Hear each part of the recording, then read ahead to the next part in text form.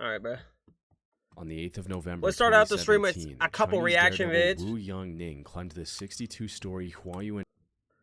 Couple reaction vids. Why not, bro? Influencers who died trying to go viral. On the 8th of November 2017, Let's get it. Let's get it, chat. Wu Yangning climbed the It's 3 Roman Reigns fans who can't get their shit to work. in Changsha, China, to record another one of his roof-topping challenge videos, not knowing that this one was going to be his last. Wu started his career working as a film extra and stuntman for low-budget productions, trying to break into the entertainment industry. Unfortunately, while he was good at his job, he struggled to earn a living from these jobs. Matt said, I'll hop on DVD in like an hour with you if you want to hold off anyway. I'm down for reactions or watching the other game. Just eating. Alright, Matt, just let me know, bro. Just let me know. Okay, so if he was skinny, videos on Chinese platforms like Huashan and Weibo. Roof-topping, for those who don't know, is oh God, bro, if y'all do parkour, you're wildin'. Participants climb on top of tall structures like skyscrapers, bridges, and cranes and record themselves doing dangerous stunts around the edges, usually without any safety equipment like a harness or a safety net. The draw of this is like the most stupidest thing to go viral on. Risk that a single slip or misstep could be fatal. But Wu needed to stand out if he wanted to make a career out of it. So he took things a step further. Instead of just posting videos about sitting or standing close to the edges, Wu posted stunts like riding a Segway right up to the edge, hanging from the ledges, and doing pull-ups until he was close to muscle failure. This allowed him to gain an audience from the get-go, giving him the confidence to continue down this path. Over the years, he posted more than 500 videos and live streams to various platforms and managed to earn over 1 million followers. Yeah, like, what do you get out of this, bro? These videos also earned him close to $83,000, making this his full-time career. Doing these crazy stunts allowed him to earn a better life for himself and his loved ones. There was just one massive problem. Creating viral stunts for an online audience means the creator can never slow down. Each video has to be crazier than the last one, or the audience becomes bored and moves on, leaving them without an income. However, the crazier the stunt is, the more likely it is to turn lethal. I see Bug doing this, bro, in his spare time. That's exactly what happened with Wu in November 2017. Today I'm gonna make a beat. We're going Bug definitely be doing that on his spare time, bro. Trying to go viral like that. Be hanging off fucking Eiffel Towers and shit. Competition promising $15,000 to the video that went the most viral. Wu needed this money to pay for his mother's medical expenses and wanted to save the rest for his wedding. So, on the morning of November 8th, he climbed to the roof of the Hua Center building to film the most jaw-dropping stunt yet. Most people aren't allowed to climb to the very top of these buildings, so Wu likely had to free climb his way from the outside as well, adding life-threatening risk to this challenge before the camera even began rolling. After reaching the roof, he set up his tripod and began recording, and started lowering himself over the edge. First the right leg, and a few seconds later, the left. However, instantly something was not right. He looked like he was struggling to hang on and had to readjust his grip multiple times. He was potentially already exhausted from the free climb to the top, but he didn't really have the time to rest before someone from the building management might notice him and escort him back down. So he went ahead with the stunt anyway, proceeding to do the pull-ups he was most well known for. The plan was to pull himself back up to safety after the third pull-up. He'd done the same dozens of times in the past. Unfortunately, things did not go as planned. The video showed him struggling to pull himself back over the edge after the third pull-up. He tried to use his feet, but the side of the building was too slippery to generate any traction. Wu kept trying until his grip failed, sending him plunging 45 feet onto a lower terrace below.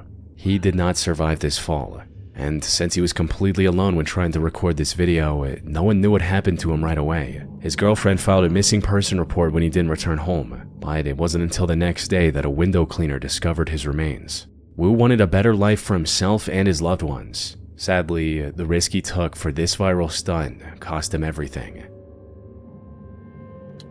Chat, make smarter decisions, bro, trying to go viral, bro. Like, bro, you could do anything that you want, bro, but you rather risk your life to get money. Crazy world, bro. On the night of February 5th, 2021, the Urban Air Trampoline Park in Hermitage, Tennessee was filled to the brim with families and friend groups looking to enjoy the weekend night. However, on this night specifically, this would not last long. As one of the friend groups at the park was walking out into the parking lot, they saw a man running at them with a massive butcher knife in his hand. This was 20-year-old Timothy Wilkes, an upstanding and hardworking person who was just a month away from graduating as an HVAC technician. His future looked bright. However, Timothy's primary interest was in something else. He watched a lot of prank channels on YouTube and wanted to go viral with a prank of his own. More specifically, he wanted to film a fake robbery prank where he records himself pretending to rob someone and then uploading their reaction to the internet. But an important thing about almost all of these prank videos that he was watching on YouTube is that they were staged. Yeah. 9 times out of 10, the person being pranked already knows about the whole thing and is only acting terrified for the camera.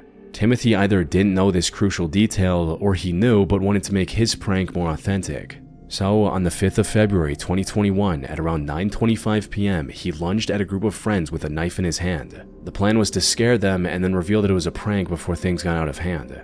What Timothy didn't know was that one of the people in this group, 23-year-old David Starnes Jr., was carrying a concealed firearm. From David's perspective, Timothy was a random man charging at him and his friends with a knife. In a split-second decision, David drew his firearm and opened fire, hitting Timothy once. Unfortunately, this one shot proved lethal, resulting in Timothy passing away before any help could arrive. David stayed at the scene until the police arrived and explained everything that had happened. He was detained at the time, but the police released him later as his actions were deemed self-defense. Yeah, that's crazy, bro. On June 26, 2017, 20-year-old YouTuber Mona Lisa Prez made a post on Twitter stating, "Me and Pedro are probably going to shoot one of the most dangerous videos ever. His idea, not mine." But I'm not surprised though, bro. Like, the influencers who died trying to go viral, bro, I feel like doing pranks and, you know, parkour, whatever that dude was doing, yeah, that's probably the easiest way to, you know, die. So at first glance, this sounded like a severe exaggeration meant to drum up hype for an upcoming video, when in reality, calling it the most dangerous video ever was still an understatement for the tragedy that was about to unfold just 3 hours later. The lead up to this incident started back in November 2016, when Mona Lisa and her boyfriend Pedro decided to start a family channel together called Mona Lisa and Fam. This channel mostly consisted of vlogs of the two of them doing various... Who names their daughter Mona Lisa? Bro, honestly, she's probably named after the painting, bro. I would think. She's probably named after the girl in the painting. Challenges and going on adventures together. Normal, inoffensive family channel content. And while none of these videos went viral, they were still gaining consistent views, allowing the couple to gain thousands of subscribers by mid-2017. However, Pedro wanted to take his online career to the next level. The plan was to create a new channel called Damn It Boy, featuring daring stunts unlike anything the internet had seen before. He even had a clear vision for the direction of this content. Everything I'm going to be showing you guys on my channel, you guys are going to be saying, "Damn it, boy." But unlike his family channel that was growing at a steady pace, Pedro wanted this channel to have good momentum from the get-go. He wanted his first video to go mega viral. And to do that, he wanted to upload the most dangerous and death-defying stunt he could think of. So after much deliberation, this was the idea he came up with. The point of this video is, I really just want to see if a .50 caliber bullet can go through a book. So, the ultimate test to see if this .50 caliber bullet will go through a book is, I'm just not going to just set it and just shoot it. No. I'm going to stand behind it. And Mona Lisa is going to shoot it. Oh yeah, that's just picked a great name, but your voice doesn't quite match it. They just dumb as hell. Voice mod gives you over. That's crazy. Mona Lisa was strongly opposed to this plan, but after nearly 2 months of back and forth, he managed to convince her that it could work. So, on the 26th of June 2017, at roughly 8 p.m., Pedro did exactly what he planned. He set up the camera in the backyard of their home in Halstead, Minnesota, held up the book in front of him, and told Mona Lisa to shoot. Unfortunately for Pedro, the thick encyclopedia he chose for the stunt proved completely ineffective. The high-caliber bullet went straight through the book and his body. By the time help arrived, it was already too late. Pedro passed away in front of 30 witnesses from around the neighborhood who came running after hearing the gunshot, including his 3-year-old daughter. What made this situation even more heartbreaking was the fact that Mona Lisa was also pregnant with their second child. She was taken into custody and later pleaded guilty to second-degree manslaughter. However, the court understood her tragic situation and sentenced her to only 6 months in prison rather than the up to 15-year sentence that second-degree manslaughter usually carries. Over the years, he trained many elite athletes in person while also posting online guides and tips under the name Dimitri Fit for his more than 40,000 followers. The most notable aspect of Dimitri's content, however, was his dedication to authenticity. He followed the same program he taught to demonstrate firsthand its effectiveness. What he never anticipated was that his readiness to put himself on the line would ultimately cost him everything. It began in September 2025 when Dimitri announced a challenge to deliberately gain at least 55 pounds or 25 kilograms and then lose it all using his own training and dietary regimen. He also put a roughly $100 reward for any viewer who could lose 10% of their body weight by the end of 2025. In a post promoting this challenge, Dimitri wrote, "Friends, my weight loss course is starting soon where you can win cool prizes and most importantly build a beautiful body, learn how to eat, and have fun." Things were progressing smoothly. However, there was just one major hurdle standing in his way. Gaining over 50 pounds in such a short time wasn't going to be easy. So, to stay competitive in his own challenge, Dimitri put himself on a crash diet of over 10,000 calories a day. For some context, most adult men with his build need somewhere between 2,500 and 3,000 calories to maintain their weight. He would post videos eating mountains of calorie-dense foods with lots of sugars and fat, and this worked. I guarantee he was blowing that bathroom up, boy. Hell no. You trying to put 10,000 calories in you, bro? In a day? Yikes, bro.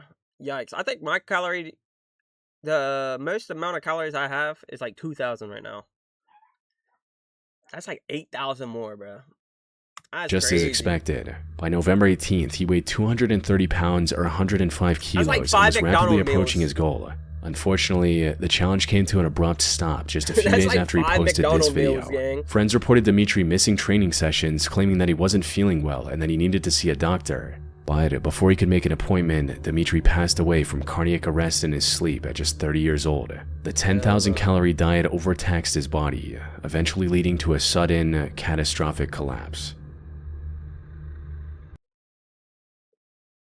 Shit. Check out how this app helped me buy whatever I want in my favorite game. Yeah, I expected him like to actually like drop a weight on his neck or something. No, this motherfucker just died because he was eating too much. That's crazy.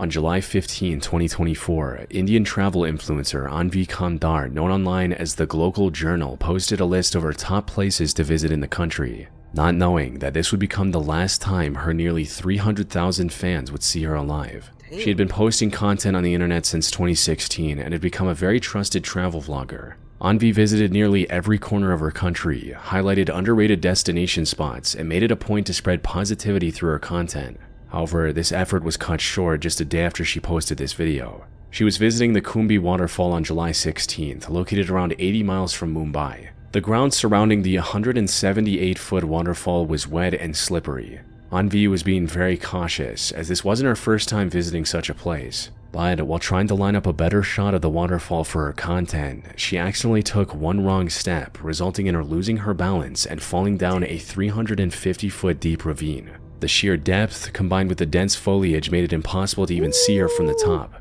The rocky, slippery terrain also prevented anyone from rushing to her rescue. When rescuers arrived, 6 of them rappelled down using ropes, while 50 others assisted them from the top. Despite the massive operation, it still took 6 hours to rescue Anvi from this ravine. However, they would get some good news. She was severely injured, but was still breathing. Rescuers rushed her to the nearest hospital. Unfortunately, Anvi had almost no strength left in her body and sadly passed away shortly after arriving at the hospital, leaving her once active Instagram account completely abandoned. F's in the chat, bro. That's crazy. Castilla-La Mancha is the tallest bridge in all of Spain, making it a somewhat popular destination for thrill seekers. Many daredevils have climbed to its top in the past, and 24-year-old British influencer Louis Stevenson was attempting to do the same. Lewis was a rooftopper that made a name for himself posting breathtaking pictures of his many different climbs to his Instagram account. He arrived at the bridge on the morning of October 13, 2024 with one of his friends and began climbing. His friend went ahead and Lewis followed. It was a brutal, monotonous climb. Thankfully, things started off as expected, with the two steadily making their way up the service ladder and nearly reaching the top. But before they could reach the safe platform up top, tragedy struck. It's unclear what exactly happened. The damp weather may have made a step dangerously slippery, or Lewis might have simply missed a step and stumbled. In either case... Chat, bro. Y'all see how far this motherfucker is off the ground, bruh? What are we doing? What are we doing, bruh?